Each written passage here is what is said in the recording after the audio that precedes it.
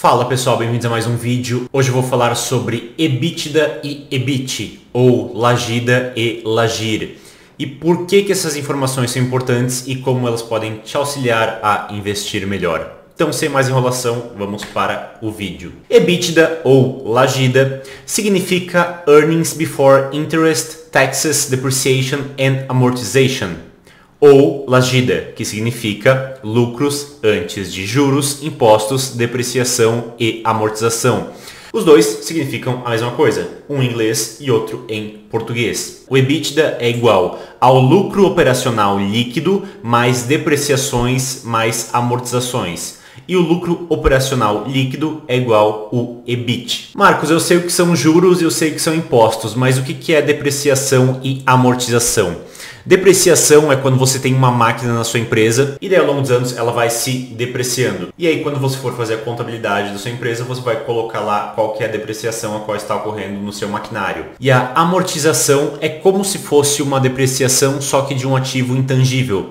Por exemplo, uma patente a qual vai vencer. Essa patente é um ativo, mas vai chegar a um ponto onde essa patente não vai valer mais nada. E aí você vai lá e desconta o valor desse ativo, dessa patente que você tem, através da amortização. Ou seja, é o reconhecimento da perda de valor do ativo ao longo do tempo. Seja um ativo tangível, como uma máquina, ou um ativo intangível, como uma patente. E nós temos também o EBIT, ou o Lagir, que significa Earning Before Interest and Taxes, ou, em português, Lagir significa lucros antes de juros e impostos. E EBIT é igual a receita líquida de vendas menos os custos dos produtos vendidos, menos as despesas operacionais.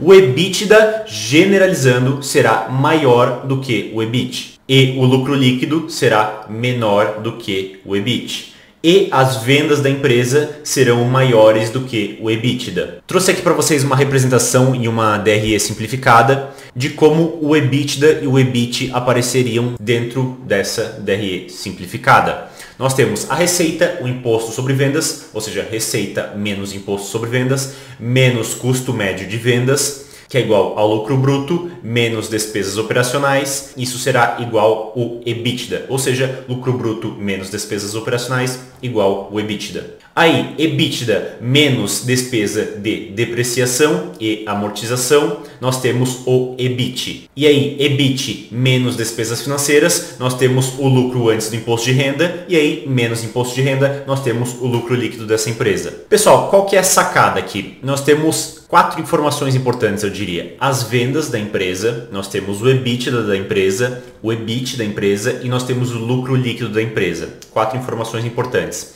O lucro líquido da empresa ele vai ser mais volátil. O EBIT vai ser menos volátil do que o lucro líquido, mas vai ser mais volátil do que os outros dois.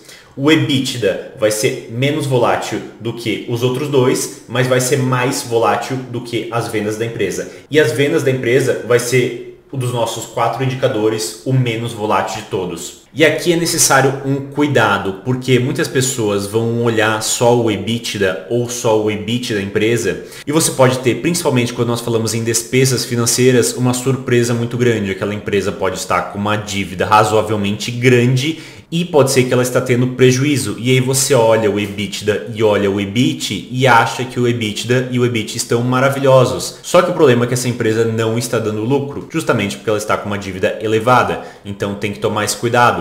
Outro ponto, o EBITDA e o EBIT, eles vão ter uma volatilidade maior do que as vendas. E aí você pode olhar determinado resultado em algum trimestre e acreditar que essa empresa teve um resultado muito bom, ou então que essa empresa teve um resultado muito ruim. Mas pode ser que durante aqueles meses houve alguma despesa operacional extraordinária. E aí você acha o EBITDA ou o EBIT muito ruim. Ou então, extraordinariamente, houve uma redução nas despesas operacionais dessa empresa. E aí você vai achar o EBITDA ou o EBIT muito bom. Então a dica aqui é: vejam as margens de lucro médias dessa empresa, as margens de lucro históricas dessa empresa e cruzem esse dado com as vendas dessa empresa. E aí vocês vão conseguir diminuir a volatilidade do EBITDA, do EBIT e do lucro líquido, e aí vão conseguir, dentro de um prazo maior, fazer uma análise de como está o crescimento dessa empresa e não analisando de forma tão isolada um ou dois ou três resultados, os quais muitas vezes vão ter ali um resultado extraordinário, e extraordinário no sentido de fora do comum, pode ser um resultado muito melhor ou muito pior, e algo que vai distorcer a sua análise dessa empresa. Outro insight importante é você ver o EBITDA e o EBIT, porque às vezes a operação da empresa não está indo tão bem assim, mas essa empresa está ganhando dinheiro, por exemplo, fazendo empréstimos, e você quer que a operação da empresa seja lucrativa. E às vezes a operação da empresa pode estar até negativa ou resultando em um valor muito próximo de zero, mas como é esse ganho com empréstimos, como a parte financeira da empresa está boa, apesar da operacional estar ruim, você tem ali um lucro líquido e às vezes até um lucro líquido expressivo. Então é importante você analisar se a empresa está ganhando dinheiro através da operação principal da empresa ou através das despesas financeiras dessa empresa, através dos ganhos financeiros dessa empresa, através dos ganhos com empréstimos dessa empresa. E outra coisa importante, além de olhar os 4 dados, os quais eu falei antes, é você ver que tipo de empresa você está analisando.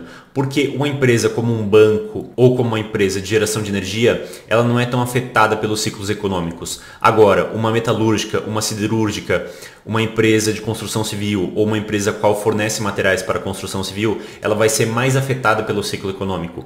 E aí você vai ver uma diminuição agressiva no EBITDA ou no EBIT dessa empresa, e aí você vai fazer um julgamento de que essa empresa não anda muito bem nas pernas, mas é algo muito mais relacionado ao ciclo econômico, ao momento e não sobre a perspectiva de longo prazo dessa empresa. Você pode ver uma alta agressiva na taxa de juros ou uma queda agressiva na demanda, a qual não será mantida por muito tempo, pode ser mantida ali por 1, 2 anos, mas não vai ser mantida por 10, 20 anos. E isso vai acabar afetando mais determinados tipos de empresa, mas também quando houver uma recuperação nessa economia, esse tipo de empresa vai acabar aumentando também rapidamente, novamente, o seu EBITDA e o seu EBIT. Com isso você pode até ter uma multiplicação no seu patrimônio se você conseguir investir nessas empresas no momento certo. Então, além de olhar os números da empresa, é sempre importante você entender o cenário macro, entender em que ponto nós estamos no ciclo econômico. Bem, pelo vídeo de hoje é isso, espero que vocês tenham entendido, espero que vocês tenham gostado, um abraço e até a próxima.